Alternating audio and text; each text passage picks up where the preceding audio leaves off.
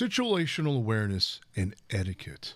Do you know where you are, and do you know how to act appropriately in the environment that you're in?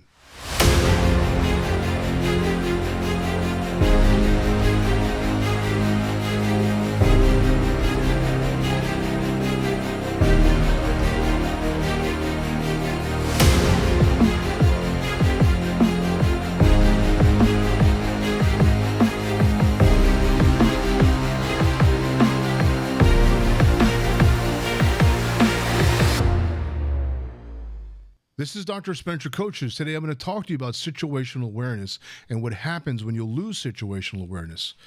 Because this is happening more and more and more after COVID, where social etiquette is dissolving. And where I experienced this is in retail space, professional spaces, and even friendships. Since COVID, I have seen and witnessed a loss of social etiquette. A loss of appropriate behavior in specific circumstances. Such as in my own office, I have patients coming in wanting to talk about what they did last weekend, partying and who did what to whom and gossiping, and they're not here for their health. They're not here for what I'm doing for them. And I have to keep them on track and saying, let's focus on your health. When I go into restaurants, they ask, what do you want? I mean, what do I want? I'm here to eat. This is a restaurant. How about a menu and a table and a glass of water? Oh, yeah. Oh, here, come on, this way. There seems to be a forgetfulness of professionalism, of professional etiquette. Now, some people say it's a courtesy. Where you go to New York City, it is a standard. It's not a gift. It's a standard. It is required of office people, service industry people, to behave and conduct themselves professionally. Then there's the personal space. What to say and how much to say, to whom to say what to. To be funny, to be entertaining, to be serious and somber, respectful and reverent. There's some people who are very sensitive. And when you joke around with them, you banter, just that playful busting chops, they get offended. Whereas some people, if you're very respectful, yes sir, no sir, like what the heck's wrong with you? You got a stick up your butt. Social etiquette has dissolved, and professional etiquette is in question now because people don't know where they are. You go into any kind of food place. It used to be, how can I help you? Now they just stand there, waiting for you to ask for something. They don't offer you help anymore. Even in department stores, can I help you find something? Instead, people avoid you. They walk with their head down, hoping you don't ask them for help.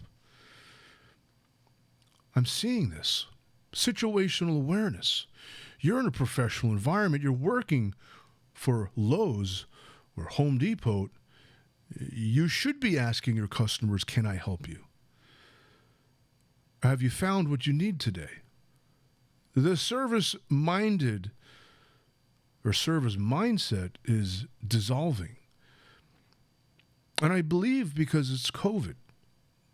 The 2 years in isolation and shelter shutdown or stay home, depending on where you are, what was called, you didn't talk to too many people. You talked to each other on Zoom. You lost any sense of, they're going to see me in my face, and I've got to make a good impression because I want to be respected. I want to be respectful. I want to make a good impression so they remember my name and my face. That was the usual MO in most offices, in most networking meetings. But that's gone.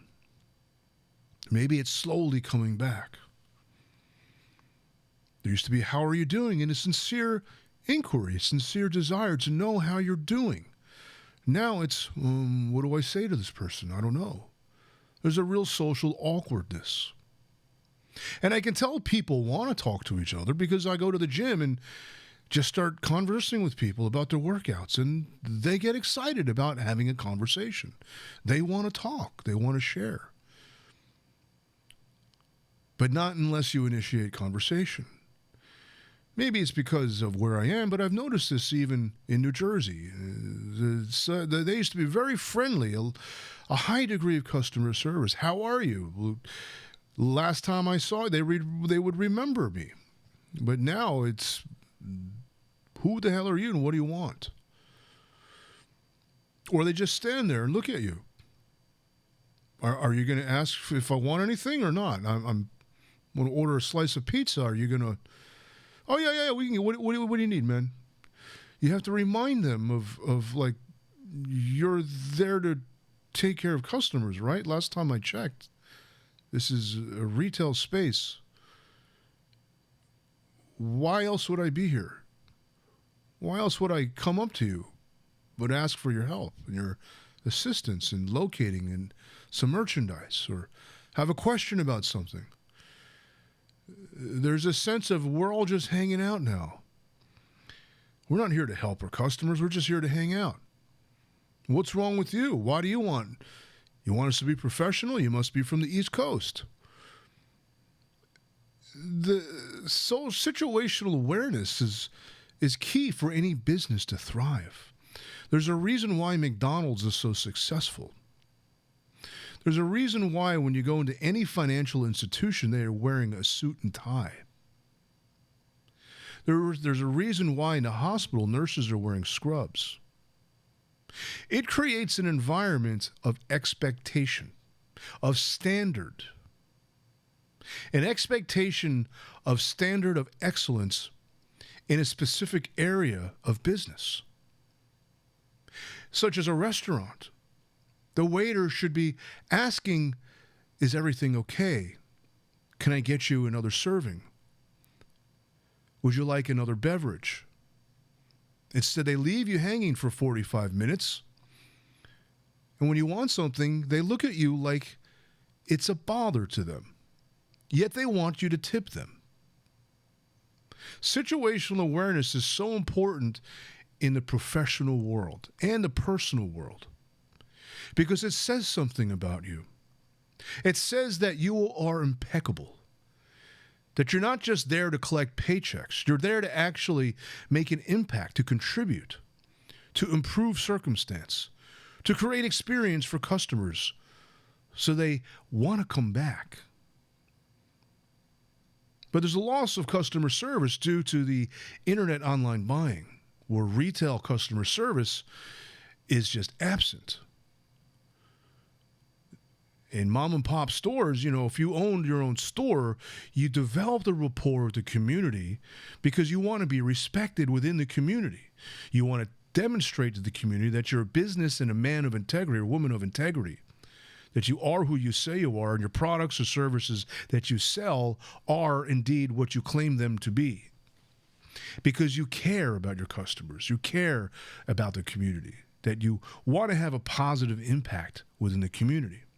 But now, kids are working for retail stores and they're just a number. They get replaced. There's no incentive. What's in it for them? But they don't understand the value of integrity, the value of making a good impression, because it helps you in your next job. It helps your resume if there is a selfish desire for it. But also at a community level, just for your own sense of humanity. You're there to bring happiness to people's lives, not misery. You're there to make people's days brighter and better, filled with more joy, by giving them an experience of impeccability and quality of service in any profession that you're in. No one likes going to a doctor who doesn't care about them. You go to a psychologist and they're rolling their eyes, you will get up and never come back to that psychologist again. You go to a restaurant and you find hair in your food and they don't do anything about it. Your steak comes out overly cooked and they don't do anything about it. And they never serve your beverage until you're done with your meal. Bad service doesn't get good tips. Bad service doesn't create repeat business. You're a realtor, you don't call your clients back. They're not going to want you to be their realtor because it says you're giving them a message of they don't matter to you.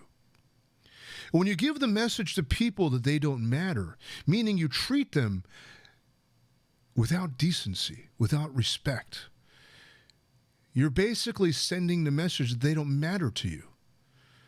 You're making them feel less than. Why would they want to come back and do anything with you? Whether you're a retail clerk, whether you're a waiter, whether you're a psychologist, whether you're a doctor, whether you're just an IT guy going to the office, who would want to work with you if you're doing a half-assed job? If you're not communicating well? Situational awareness, you need to know where you are, what the purpose of the situation is. You don't go to work hungover, pulling out a flask of whiskey because it's not appropriate for the environment. It's going to compromise your work. It's going to compromise the quality of your work and make you untrustworthy. Nor do you bring work home with you and call your friends, yes, sir, no, sir, I wish you the best of luck. No, you give each other a hug. You laugh. You bust chops. You make jokes. There's a sense of ease in the personal world. A sense of ease because there's very little, I can't say very little, but there's less expectation of performance. You're not there to perform or do work. You're just there to hang out and have fun. Now, some people are more entertaining than others and more charismatic. Other people are shy. There's all different kinds of personalities. But when you get together, there's a social harmony. You can even argue in a friendly manner, debate in a friendly manner, but you don't want to get enraged. There's situational awareness. You don't want to embarrass yourself. You don't want to embarrass your friends. You don't want to embarrass your family when you go out to eat. You keep the argument at home. You don't argue in public. You have problems with somebody, you don't work it out in front of everybody. You pull them aside and say, hey, we need to talk. Let's go find a room somewhere where we can just talk this out. Let's have a conversation. Situational awareness. This is what's been missing since COVID. And it needs to be brought back because it brings appropriate relating, appropriate communication, brings respect, it brings integrity, and it brings playfulness back to every circumstance that you're in. Without those ingredients, you don't have a healthy relationship. If you don't have a healthy relationship in either professional or personal, well, that's not going to do you good in your life. If people want to challenge you, why are you being so formal? You'd say, this is a professional office. I expect nothing less but the best. What's wrong with you? Or if you're in a bar hanging out with friends, just say, hey, dude, have a drink, relax, loosen up the tie, man. We're all buddies here. It's okay. No, I get it, man. It's been a stressful week for me too. You can always ease the situation, soften the blow. Now, this is a social art. It's not hard to learn. But being aware of the circumstance and situation that you're in is appropriate. Don't you think? This is Dr. Spencer Coaches. If you have any questions, go ahead and leave a comment below. And if you're being challenged in your social awareness, I can help you with that. I help my clients succeed through my Eagle Vision coaching to create clarity in your mind so you can experience abundance, freedom, and fulfillment in my 5-step program where I'm going to help you figure out what goals you want to create, give you a timeline, help you create clarity in those goals, then work on your mindset. Because everything is in your mind. And your state of being influences any kind of strategy or tactic that you have. Then you need to learn skills, communication skills, negotiation skills. Then you need to work on your integrity and consistency, step number 4. Consistent actions create outcome. And then 5, You're going to have wounds that come up that keep you from progressing. And these wounds need to be worked out and processed, these emotions. There's always repressed emotions of something bad, and they create this limiting outlook on life that limits what you believe can happen for you. So when you heal those wounds, it liberates the emotions, and then you see possibility. Then you can actually believe and create hope in your life. And that's what you want to get back. Thank you so much for listening.